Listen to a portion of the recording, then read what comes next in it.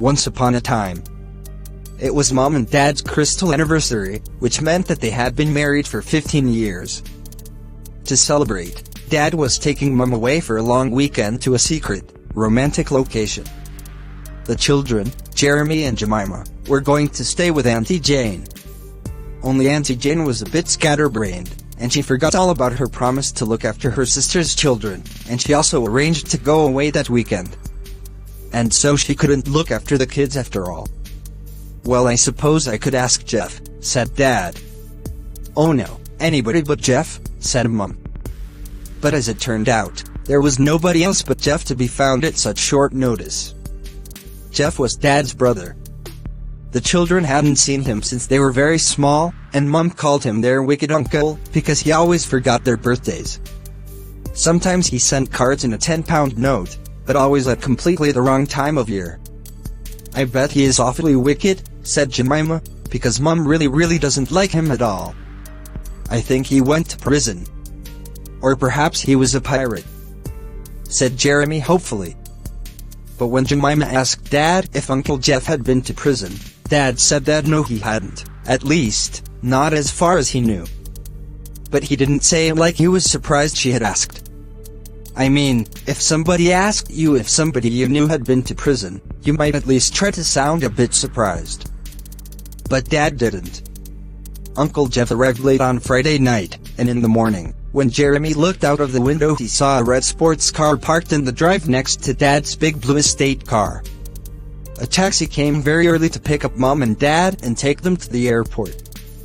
Later, Jemima and Jeremy got up and made their own breakfast, but Jeremy didn't eat his at the kitchen table like he was supposed to. Instead, still in his pajamas, he took his toast and jam into the living room and switched on the television. "You know that Mom doesn't let us watch TV on Saturday mornings," said Jemima. "Because they only show rubbish." "Well, Mom isn't here. She's enjoying a weekend of freedom from us," said Jeremy. "I bet Uncle Jeff will tick you off," said Jemima. At about 10 o'clock, Uncle Jeff came into the living room just as an army of tanks was being destroyed by robots from the planet Zeton. "Bang! Pow! Pook!" said Uncle Jeff, like a lot of guns and explosives going off. Jeremy looked up at him in amazement. "Dad never said anything like that." "'Scuse me, kids," said Uncle Jeff. "I need a cup of strong black coffee before I can face the world. Now where's the kitchen?" "Oh, I'm your Uncle Jeff, by the way," and he disappeared down the corridor. A little later, he returned and asked, "Well, what are we going to do today?" "Homework," said Jemima. And Uncle Jeff said, "Boring. What's the world coming to? Don't kids these days get up to any mischief?" "Let's go and buy some computer games," suggested Jeremy. "Could do," said Uncle Jeff thoughtfully. "But I had something a bit more outdoors in mind. Come on. Get dressed and I'll take you on a surprise treat." A little later, they all got into Dad's estate car. Jeremy was supposed to be strapped into a child seat for safety, but he asked cheekily, "Can I drive?" And Uncle Jeff said, "Well, all right, but only on the driveway." Jemima protested that her little brother didn't know how to drive a car, but Uncle Jeff said that it was never too early to learn, and he let Jeremy sit on his lap and hold the steering wheel.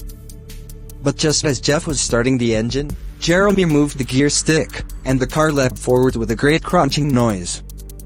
There was a burning smell and smoke started to come out of the bonnet.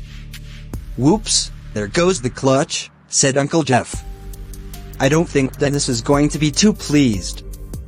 Perhaps we won't mention this little incident to your dad.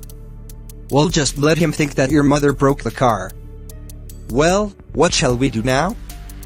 Can we go in your sports car?" asked Jeremy.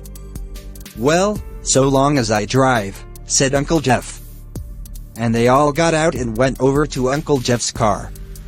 It was rather cramped in the back seat, even for the children, and there certainly wasn't room for Jeremy's safety seat. He reversed out of the drive at quite a pace, and soon was roaring down their street so that all of their neighbors must have heard them. Then Uncle Jeff turned on some loud music and opened the sunroof. His style of driving was not at all like Dad's. He zipped in and out of traffic and shot through lights just as they were turning from orange to red. Jemima thought he was an irresponsible driver, but she didn't say anything because that wouldn't be polite. Jeremy said, "Can we go faster, Uncle Jeff?" And Uncle Jeff put his foot on the pedal, and they went even faster. He took them out of town, and down a dual carriageway into the countryside. Eventually he turned up to what looked like a farm track. A sign read, "Clay Pigeon Shooting." When they stopped and got out of the car, Uncle Jeff opened up the little boot and took out a long leather pouch. Jeremy realized that there was a gun inside. "Oh, can I hold it?" he asked. And Uncle Jeff said maybe. Clay pigeons aren't real pigeons, but discs that are shot out of the machine and fly through the air. If you are shooting, you try to smash the disc. But it's extremely difficult to hit a moving target, and requires lots of skill. Uncle Jeff made sure that Jeremy and Jemima were kitted out with ear protectors, because gunfire is really loud and can make you deaf. They also had to wear goggles in case a bit of clay flew into their eyes. They stood in a field, and when Uncle Jeff called pull, a clay pigeon flew out of a kind of bunker. Uncle Jeff smoothly followed the target with his gun and squeezed the trigger. There was a loud bang and the smell of gunpowder in the air. He missed. But he called out pull again, and another target flew through the air. This time he hit it and the clay smashed into pieces. "Can I have a go? Can I have a go?" begged Jeremy. And Uncle Jeff showed him how to hold the shotgun broken open at the middle so that it couldn't go off by accident. And then he showed him how to hold it in firing position so that its kick wouldn't hurt his shoulder. The shotgun was almost as big as Jeremy, but he thought that holding it was the coolest thing ever. "Pull," he shouted, and a pigeon flew through the air. He followed it and squeezed the trigger. The gun went boom, and it jumped as if it had a life of its own. Jeremy missed by a mile. But he was very excited, and as soon as Uncle Jeff had loaded a new cartridge into the barrel, he called pull again, and another pigeon flew through the air, and he missed one more time. In fact, however many times he tried, Jeremy couldn't hit the target. And then Jemima had to go. And do you know what? She was really good at shooting. She smashed the target about 4 or 5 times. Even Uncle Jeff was impressed. "Better than doing homework, eh?" he said as they squished back into his car. Jeremy and Jemima thanked their uncle for their treat. "It was really wicked," said Jeremy. "Well, it was fun," said Jemima. "But I don't think you should have taken us clay pigeon shooting without asking Mom first." "How do you know I didn't ask her?" said Uncle Jeff. "Because she would almost certainly have said no," said Jemima. "And by the way, please drive more slowly and carefully. There are children in the back, you are the responsible adult." Uncle Jeff slowed down and promised to drive carefully. And Jemima felt better, because she realized that safety was even more important than being polite or worrying about causing offense. When they got back to town, Uncle Jeff took them to a Turkish kebab restaurant for lunch, and Jeremy tried hot chili sauce which burned his mouth. He had to eat loads of ice cream afterwards to cool off. But when they got back to the house, Uncle Jeff searched in vain through his pockets for the front door key. And then he realized that he must have got it mixed up with his own from home. They were locked out. "Is there a way in the back?" he asked. And they tried the side gate and found that it was open. The French doors at the back of the house were firmly closed. But there was a window open just above the extension that had been added to the back of the house only last year. "It's a pity. I think I'm too heavy to climb onto that roof," said Uncle Jeff. "But I can," said Jeremy. And since there was no other way into the house, Uncle Jeff agreed to lift Jeremy up onto the roof of the porch. He started to scramble up towards the window. But when he got to it, he found that the window was stuck and he couldn't get it open anymore. But there was a higher window that was fully open, and Jeremy thought that he might be able to climb up to that one by getting up onto the garden wall. "Oh no," called out Uncle Jeff when he saw what Jeremy was trying to do. "That's too dangerous." But Jeremy didn't listen. He was on the top of the garden wall, and now he was trying to stretch across to the high window. But the stretch was too far and he didn't make it. He fell down to the roof of the porch. The extension to the house hadn't been made very well by the builders, and Jeremy went straight through the roof of the sunroom. He landed on top of Mom's tomato plant. "Oh," said Jeremy. "Oh dear," said Jeff. "I don't think Mom's going to be pleased," said Jemima. A nosy neighbor saw what had happened and called the police. He told them, "There's a boy who's just got in through the roof, and a man holding what can only be a gun. Then there's the lass too. She looks really mean." "What makes you say it's a gun, sir?" asked the policeman. "Well, I was in the army for 15 years, and I think I know what a gun looks like," said the neighbor. It wasn't often that people with guns tried to break into houses in that area. In fact, Jeremy and Jemima lived on one of the sleepiest and most peaceful streets you could imagine. But the police officer who took the call decided to send an armed response unit just to be on the safe side.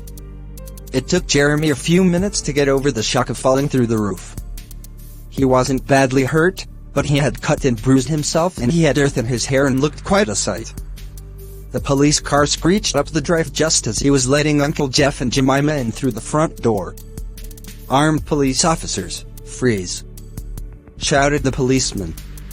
And Uncle Jeff said, "Don't shoot. I've got a license for this gun." Uncle Jeff, Jemima and Jeremy spent the rest of the day at the police station. Jemima and Jeremy were allowed to sit in the waiting room with a policeman and a policewoman sitting on either side of them. They weren't allowed to talk to each other. Uncle Jeff was taken down to the cells before being interviewed. He gave them his brother's mobile phone number, but since Mom and Dad were in Paris on a romantic weekend, they had both turned their mobile phones off for the day. It was 10 o'clock at night before they managed to persuade the police that they weren't a gang of criminals and could go home. On Sunday, they all got up rather late. "Well, what shall we do?" asked Uncle Jeff. "Homework," said Jemima. And Jeremy agreed that they both needed to do their homework. After that, Jemima asked Jeff if they could make a carrot cake, and they got one of Mom's recipe books out and they all did the mixing and baking. The result wasn't too bad. Then they went out and bought some flowers from the stall for Mom and Dad. Then they read books and went to bed at 7 o'clock. "Well," said Uncle Jeff to himself as he watched the football match on TV, "I think a wicked uncle has an important role to play in the upbringing of every child. They won't forget this weekend in a hurry. I've set the kids a great example of how not to behave." And he had. But funnily enough, Mom and Dad never asked him to look after the kids for the weekend again. Thanks for watching and subscribe to my channel.